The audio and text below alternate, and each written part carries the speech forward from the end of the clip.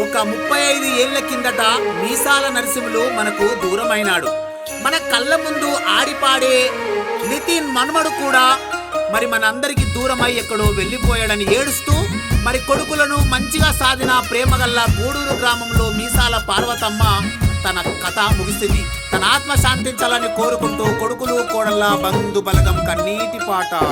అయ్యో ఊరు సిన్న పోయే వాడముగా పోయే మమ్మొదిలి వెళ్ళినవా ఓయమ్మ దూరమైనవా. మీసాల పార్వతమ్మ లేదంటే ఎవరు నమ్ముతలేరే మా తల్లి కంటి శోకం పెడితివా. మా కన్న తండ్రి 35 ఏళ్ళ కింద కాలం చేస్తే మమ్ముల కంటికి రెప్పోలే. ఎంటనక వాననక కాయ కష్టం చేసి మమ్ముల సాధినవే ఓయమ్మ గుణమెంత బంగారమే. నీ భర్త నరసింహులు పోయిన తొవ్వాలో నీ వెళ్ళిపోయినవా, నీ భర్తతో కలిసే ఉన్నావా. నీ అత్త మామలు రుక్కమ్మ జంగయ్య కలిసి మాట్లాడుతుండ్రా, మీరు మా ఇంటికి వస్తారా.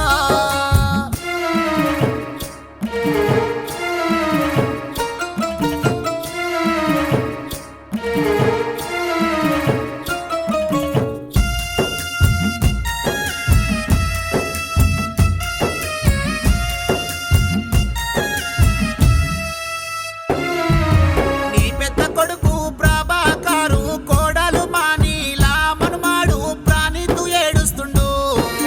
నీ ముద్దుల బంగారి కొడుకు రమేషుతోని చివరిసారిగా ఏమీ చెప్పినవే. ఆరోగ్యము నీ కొడుకు కోడలు జ్యోతమ్మ మనుమాడు జాయి ఏడుస్తుండు. మనుమారాలు ప్రాణిత నైనమ్మ కావాలని అయ్యయ్యో మొత్తుకుంటున్నది.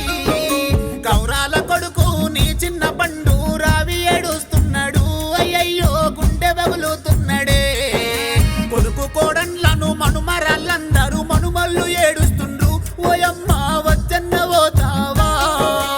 ఊరు సిన్నవాయే వాడముగా పోయే మమ్మొదిలి వెళ్ళినవా మయమ్మ మాకు దూరమైనవా. మీసాల పార్వతమ్మ లేదంటే ఎవరు నమ్ముతలేరే మా తల్లి కంటి శోకం పెడితివా.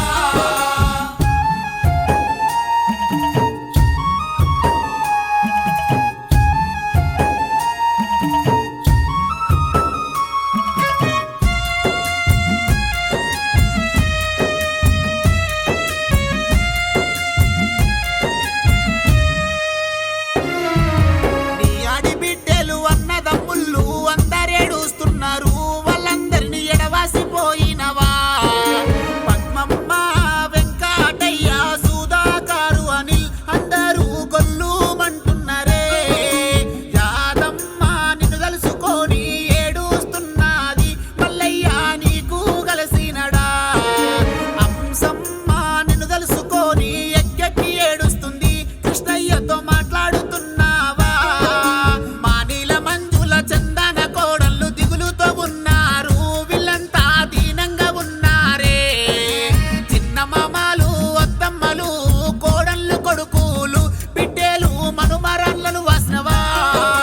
ఊరు సిన్నవాయే వాడముగా పోయే మమ్మొదిలి వెళ్ళినవా మయమ్మ మాకు దూరమైనవా. మీసాల పార్వతమ్మ లేదంటే ఎవరు నమ్ముతలేరే మా తల్లి కంటి శోకం పెడితివా.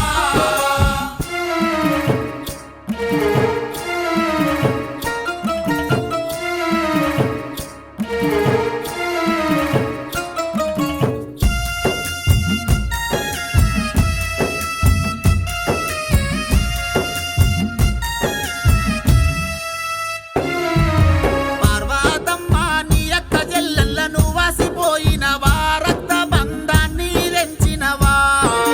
నీ పేదక్క పాపమ్మ చెల్లెళ్ళు బుచ్చమ్మ నరసమ్మను ఎడవాసి